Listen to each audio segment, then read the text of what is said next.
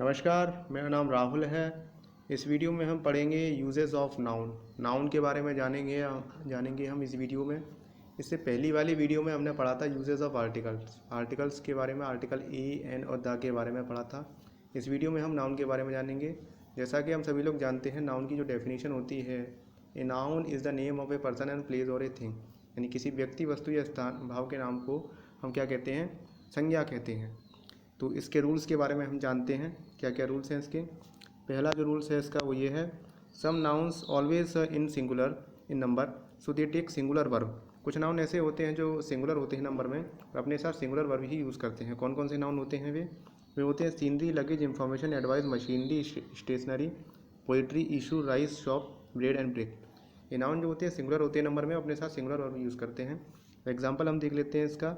देखिए, इनको हम प्लूरल में भी यूज़ कर सकते हैं कुछ इस तरीके से। जैसे शॉप है, शॉप सिंगुलर में होता है तो इसे हम यूज़ करेंगे प्लूरल में, तो इस तरीके से लिखेंगे 2 केक्स ऑफ शॉप।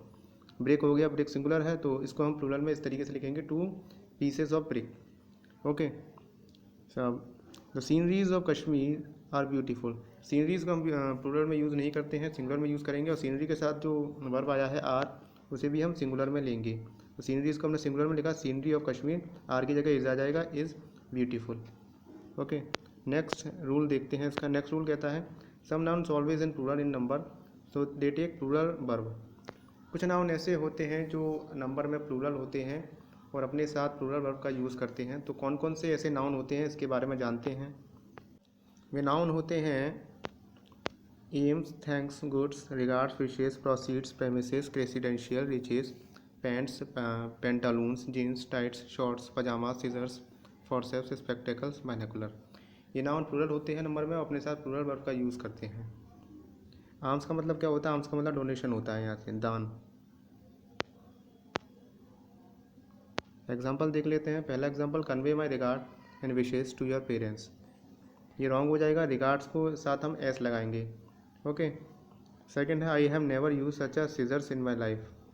सेकेंड को देखेंगे हम, यहाँ पर सीजर्स पुल्लिंग में लिखा हुआ, प्लूरल में लिखा हुआ है, लेकिन हमने इसके साथ ए लिखा हुआ है तो यहाँ पर ए हट जाएगा। हम लिखेंगे इसे, I have never use such a scissors in my life, तो ये राइट हो जाएगा।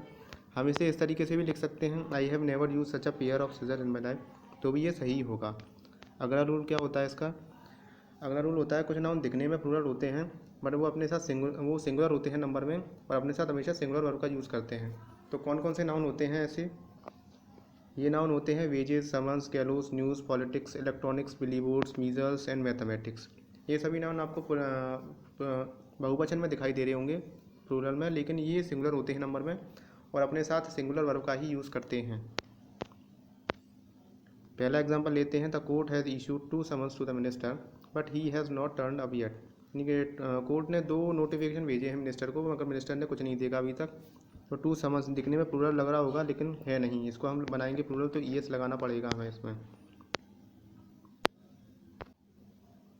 सम noun can be used either as a singular और as a plural without changing their form. ये कुछ नाउन ऐसे होते हैं जिसे हम सिंगुलर में भी यूज़ कर सकते हैं, प्लूरल में भी यूज़ कर सकते हैं। कौन कौन से ऐसे नाउन होते हैं? ऐसे नाउन होते हैं deep, deer, offspring, species, aircraft, spacecraft and salmon in York. इस तरीके के नाउन होते हैं जिसे हम सिंगुलर और प्लूरल दोनों में ही यूज़ कर सकते हैं। एग्जाम्पल देख लेते हैं। पहला क्या कहता है, these are many ships in the field. ये रॉन्ग हो जाएगा, दीज की जगह देयर आएगा, there are many ships ship in the field, और शिप्स की जगह शीप हो जाएगा। ओके, अगला रूल देख लेते हैं, फॉर्मेशन ऑफ प्लूरल्स। यानी कि किसी भी नाउन को प्लूरल फॉर्म में हम किस तरीके से लिखते हैं। तो बॉयज़ को बॉयज़ लिखते हैं, मैन को मैन लिखते हैं, ए की जगह ई लग जाएगा। टूथ को टीथ लिखते हैं हम, डॉग को डॉग्स, ऑक्स को ऑक्सन, चाइल्ड को चिल्ड्रेन, बिलीव को बिलीव्स, शीप को शीप्स, लीव को लीव्स, डाटा डेटम को डाटा, डेटम एक वचन में होता है, डाटा बहुवचन में। स्टार्टम को स्टाटा, मैट्रिक्स को मैट्रिसेस, ब्रदर को ब्रदर्स। ब्रदर इन लॉ को हम ब्रदर इन लॉज में ऐसे नहीं लगाते हैं, हम कहाँ लगाते हैं? ब्रदर्स में लगाते, ब्रदर में लगाते हैं एस। ओके, मेन सर्वेंट में क्या हो जाएगा? ई की जगह ई लग जाएगा, सर्वेंट में एस लग जाएगा। Noun and case. कौन कौन से केस होते हैं नाउन में? 3 प्रकार के केस होते हैं। कौन से? Nominative, accusative, possessive. नॉमिनेटिव को हम सब्जेक्टिव केस भी कहते हैं, एक्यूजेटिव केस को हम ऑब्जेक्टिव केस भी कहते हैं, और तीसरा जो है पॉसेसिव केस होता है। तो क्या कौन कौन से ऐसे केसेस होते हैं और किसे कहते हैं ऐसे, तो एग्जांपल देख लेते हैं। देखिए पहला सेंटेंस देखिए, Sachin is a cricket player, nominative. इसमें सब्जेक्ट पहले आता है, ठीक है, यानी कि सब्जेक्ट के बारे में हम बात करते हैं। दूसरा जो है वी लाइक सचिन, इसमें ऑब्जेक्टिव केस के बारे में हम बात करते हैं, वी लाइक सचिन। ओके। तीसरा जो है दिस इज सचिन बैट्स।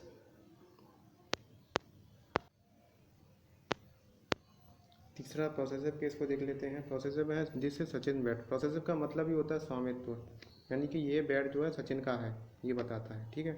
फिर से एक बार जान लेते हैं हम इसे। पहला जो है सब्जेक्टिव केस, दूसरा ऑब्जेक्टिव केस, तीसरा प्रोसेसिव केस। सब्जेक्टिव केस यानी कि सिंपल भाषा में कहें तो इस केस में नाउन और प्रोनाउन को हम सब्जेक्ट की जगह लेते हैं, और ऑब्जेक्टिव केस में नाउन प्रोनाउन को हम ऑब्जेक्ट की जगह लेते हैं।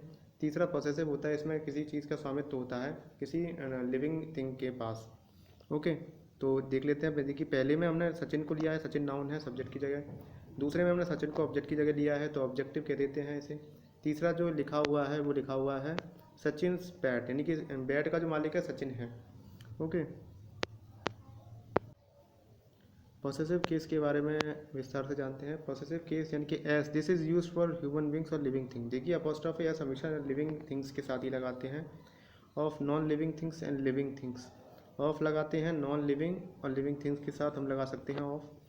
Usually we don't use s for non living thing, हम एस नॉन लिविंग थिंग्स के साथ नहीं लगाते हैं। एग्जाम्पल देखते हैं इसका।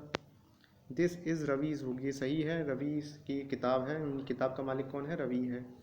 The buildings roofs needs to be repaired, ये रॉन्ग हो जाएगा। बिल्डिंग्स रूफ, बिल्डिंग क्या है, इसमें नॉन लिविंग थिंग्स है, इसके साथ हम एस नहीं लगाएंगे। तीसरा इसको हम किस तरीके से लिखेंगे, the roof of the building needs to be repaired, ये सेंटेंस सही हो जाएगा।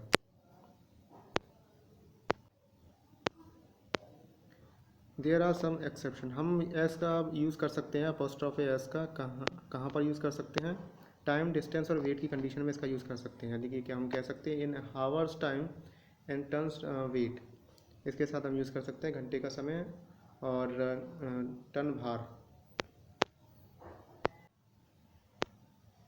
एक ऐसा सिंगुलर नाउन जिसका लास्ट वर्ड जो है एस नहीं हो, तो उसके साथ हम एस का यूज़ कर सकते हैं, जैसे Kamal's pen, Kartik watch, Ramu's trees. Okay.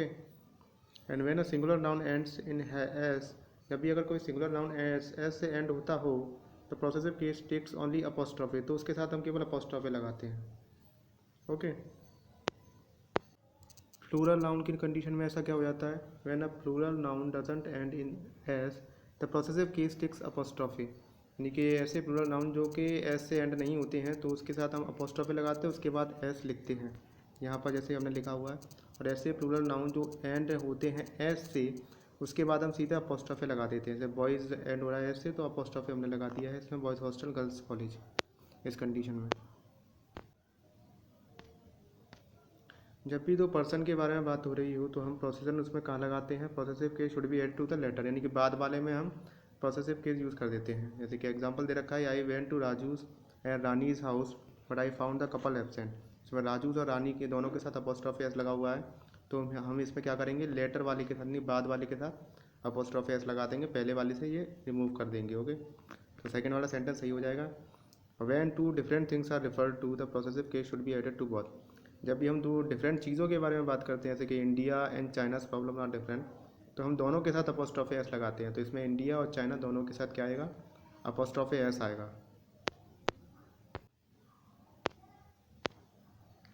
The comparison should be made between the same cases, अगर सेम केसेस में हम कंपेरिजन कर रहे हो तो हम दोनों के साथ अपॉस्ट्रोफी एस लगाते हैं। पहला जो कह रहा था India's problems are same as Pakistan, हमने इंडिया के साथ अपॉस्ट्रोफी एस लगाया था, पाकिस्तान के साथ नहीं लगाया था। हम पाकिस्तान के साथ भी अपॉस्ट्रोफी एस लगाएंगे। Okay. In apposition the possessive case should be added to the letter, यानी समानता की मतलब अगर पॉसेसिव समानता का सेंटेंस अगर कोई आता हो, जैसे कि the prime minister Manmohan Singh, पूरा सेंटेंस आया हुआ है, तो हम लास्ट में अपॉस्ट्रोफी एस लगाते हैं। ओके। यहाँ पर प्राइम मिनिस्टर के साथ लगा हुआ है अपॉस्ट्रोफी, उसके बाद मनमोहन सिंह के साथ भी लगा हुआ है, तो पहले वाले से हम हटा देंगे, हम इसे इस तरीके से लिखेंगे, prime minister Manmohan Singh speech. Okay.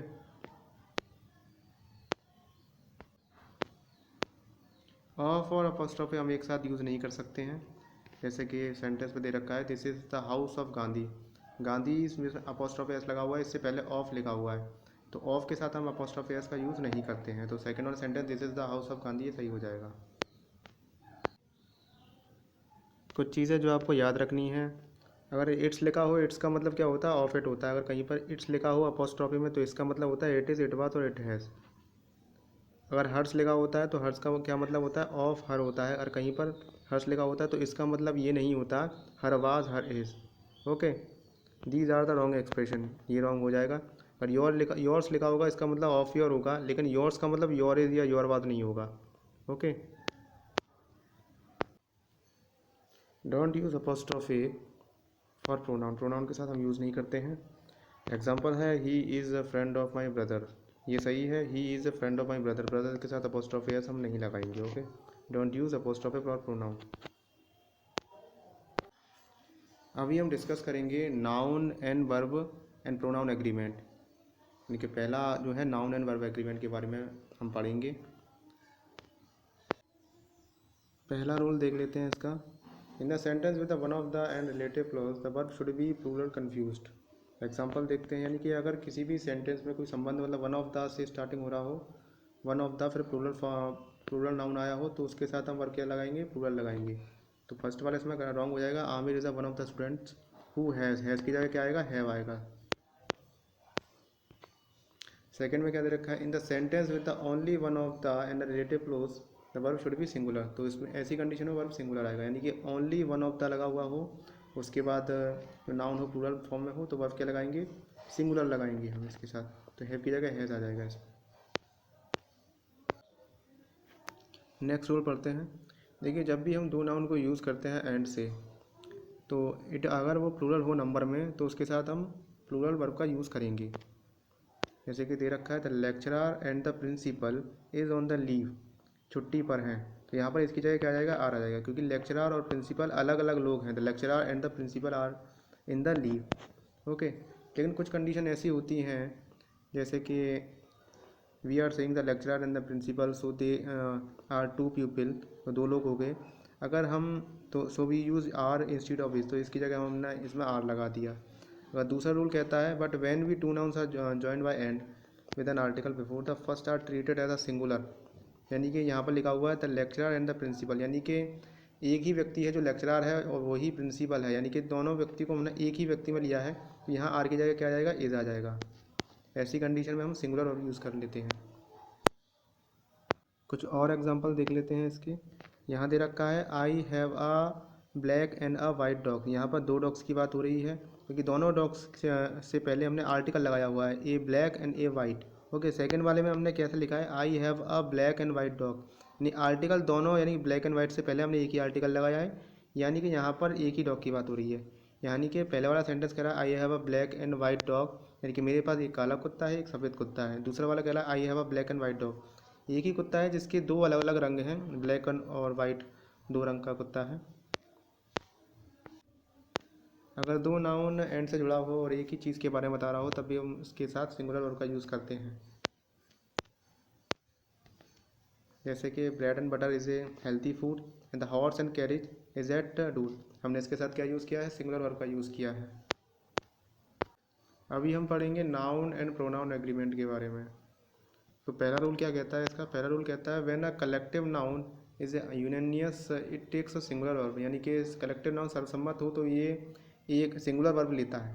जैसे कि the committee has taken it decision unanimously, सर्वसम्मत, यानी कि सबकी सहमति से कमेटी डिसीजन लेती है। कमेटी यानी कि सभी लोग डिसीजन ले रहे हैं, तो इसके साथ हमने सिंगुलर वर्ब यूज़ किया है। ओके, सेकेंड रूल क्या कहता है, when a collective noun is not a unanimous it takes a plural verb and plural pronoun, यानी कि the committee are divided into their opinion, now committee अपने अलग अलग ओपिनियन दे रही है।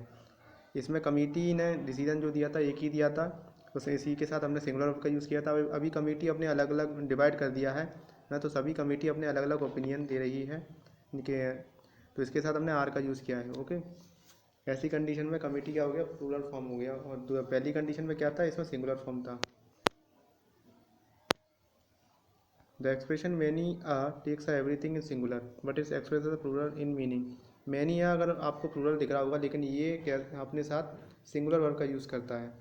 जैसे कि मैनी, इसमें लिखा हुआ पहले में हमने मैनी स्टूडेंट्स, ओके हैव, तो ये वाला सही है हमारा। लेकिन अगर हम इसे मैनी अ लिखेंगे, मैनी अ, तो मैनी अ दिखने में आपको प्लूरल लग रहा होगा, लेकिन ये अपने साथ सिंगुलर वर्ब का यूज़ करेगा, तो इसके साथ हम क्या लगाएंगे, हैज़ लगाएंगे।